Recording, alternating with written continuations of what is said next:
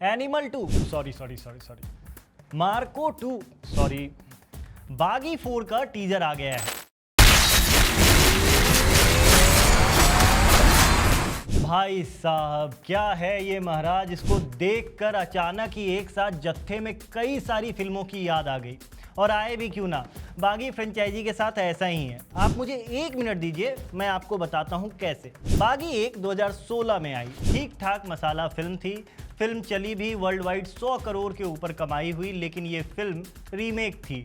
2004 में प्रभास की एक फिल्म आई थी वर्षम, उसी की रीमेक थी बागी 1। फिर 2018 में बागी 2 आई। यह फिल्म भी 2016 में आई तेलुगु फिल्म क्षणम की रीमेक है। हालांकि उसकी रेटिंग 8.2 है, लेकिन बागी को अलग दिखना था तो अलग के चक्कर में रेटिंग भी अलग हो गई। बागी 2 की रेटिंग रही 4.8। इसके बाद बागी 3 आई 2020 में। मजे की बात यह है कि बागी 3 भी तमिल फिल्म वेट्टई की सस्ती रीमेक है।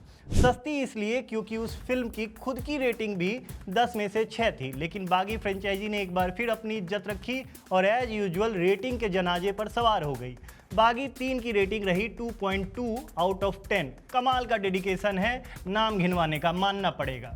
अब 5 सितंबर को बागी 4 आ रही है। शुरू में ऐसा ही लगा था कि इस फिल्म को भी किसी साउथ एक्शन फिल्म का रीमेक बनाया जाएगा। क्योंकि इस वक्त मार्केट में रीमेक का नाम इतना खराब हो गया है कि मेकर्स ने सोचा होगा कि क्यों फिर से किसी फिल्म का छीछा लेदर करना। इससे अच्छा है कि ट्रेंड की भद्द पीट दी जाए, यानी उसी को कॉपी कर ले, मतलब खून खराबा वाला ट्रेंड। ये भी डर रहा होगा कि किसी खास फिल्म का रीमेक बनाने पर आजकल ऑडियंस पहले ही बॉयकॉट का ट्रेंड चला दे रही है, और तो और कहानी भी पहले ही रिवील हो जाती है। क्योंकि साउथ नॉर्थ के बीच का फर्क भी अब लगभग खत्म सा हो गया है। साउथ और हिंदी फिल्में अब डब्ड वर्जन में एक ही साथ सभी भाषाओं में रिलीज हो रही है, तो रीमेक का स्कोप भी थोड़ा कम ही हो गया है। उससे भी नहीं तो गोल्ड माइन प्रोडक्शन तो जिंदाबाद है ही। अधिकतर ब्लॉकबस्टर फिल्म लोग वहां देख ले रहे हैं। इधर 2-3 महीना से खून खराबे वाली फिल्मों से लोग थोड़ा सांस ले पाए थे कि बागी के मेकर्स को लगा कि ऐसे में तो सारा ट्रेंड ही खत्म हो जाएगा। सैयारा, धड़क 2 और परम सुंदरी के चंगुल में फंसने से लोगों को बचाना भी होगा,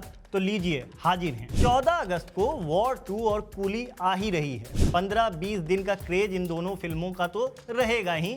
बढ़िया मौका है, लपक लो और देखिए। आज बागी 4 का टीजर आ गया है। 5 सितंबर को खून की नदियां बहेंगी भाई साहब। शिद्दत से पूरी इक्वालिटी दिखाई गई है। मर्द और औरत दोनों के हाथ में फरसा है और खच खच खपाच खाली यही सुनाई दे रहा है। एनिमल के जैसा संजय दत्त का लुक और बैकग्राउंड वाला गाना तक सेम टू सेम टाइप की लग रहा है। खून के छींटे उछल रहे हैं और वो लास्ट में जिस हिसाब से संजय दत्त सिगरेट जला रहे हैं, मतलब अलग ही लेवल की धांधली है। अगर ये सीन CBFC से पास होता है तो फिर कुछ कहने को बचेगा ही नहीं। पता नहीं मेकर्स क्या साबित करना चाहते हैं, हमारे समझ से तो परे है।